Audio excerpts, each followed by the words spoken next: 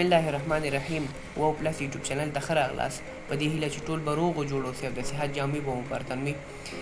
زیاتو ملګرو دا غوښتنه کړې وه چې موږ ته د ویډیو ایډیټینګ یو پلی لیست جوړ کړه.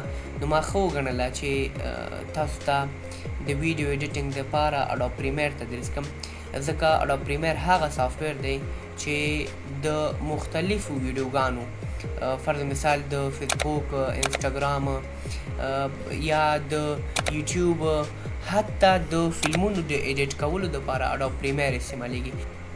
نو دا په دې معنی چې اډوب پریمیر یو فوق العاده او یو بهترین سافټویر دی د ویډیو ایډیټینګ په برخه کې. نور هم داسې زیات سافټویرونه شته دی، خو اډوب پریمیر چې دی تر ټولو ښه دی او تر ټولو بهترین دی. د اډوب پریمیر چې دی خپله دا د اډوب د کمپنۍ څخه دی یا دا د اډوب د کمپنۍ یو محصول دی. بله تر ټولو مهمه خبره دا چې د اډوب پریمیر د زده کړې دپاره یو څو شرطونه مهم دي چې دا شرطونه باید تاسو په ځان کې ولرئ. د هغې څخه وروسته تاسو کولی شئ چې اډوب پریمیر زده کړئ، ځکه اډوب پریمیر دا د نورو ویډیو ایډیټینګ د سافټویرونو په شکل نه دی. دا ډیر پراخه دی، د دې چاپیریال ډیر زیات پراخه دی، ورک سپیس ډیر زیات پراخه دی. نو دا ډیر زیات کار ته ضرورت لري، ډیر زحمت ته ضرورت لري. نو یو څو شیونو ته یا یو څو سکلز ته اډوب پریمیر ضرورت لري چې تاسو ولرئ، تاسو اډوب پریمیر زده کولی شئ. نو زه تاسو دا سکلز وایم، که تاسو دا سکل په ځان کې درلوده، دا پلی لیست ټول د ځان سره وګورئ، بیا اډوب پریمیر په زده کړه باندې پیل وکړئ. او که دا سکلز هم په ځان کې نه درلوده، نو بیا هسې وخت مه ضایع کوئ او کوشش وکړئ چې هغه سکلونه ول پیدا کړئ. تر ټولو مهم چې د اډوب پریمیر د زده کړې دپاره دی چې تاسو یو ښه ایډیټر شئ او تاسو ښه ایډیټینګ وکړئ. اول سکل چې تر ټولو زیات مهم دی هغه حوصله ده، چې تاسو باید حوصله ولرئ. دویم سکل چې تر ټولو مهم دی هغه تمرین دی، چې د حوصلې نه وروسته تاسو باید تمرین وکړئ او ډیر زیات تمرین وکړئ. او بیا وایم چې ډیر زیات تمرین وکړئ.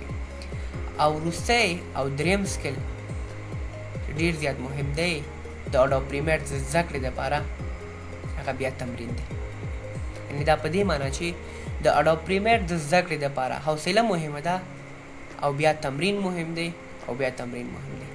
نو که غواړئ چې تاسو یو ښه ویډیو ایډیټر شئ، تمرین ډیر زیات مهم دی چې به تاسو تمرین وکړئ. او نه یوازې تاسو یوازې زما ویډیوګانې وګورئ، زما پلی لیست وګورئ، تاسو باید کوشش وکړئ چې نور یوټیوب چینل هم تاسو وګورئ. انشاءالله زه به بیا تاسو ته په نورو ویډیوګانو کې هغه یوټیوب چینل ریفر کړم. تاسو باید مختلف سایټونو څخه استفاده وکړئ، د ګوګل څخه استفاده وکړئ، چټ جی پي ټي څخه استفاده وکړئ.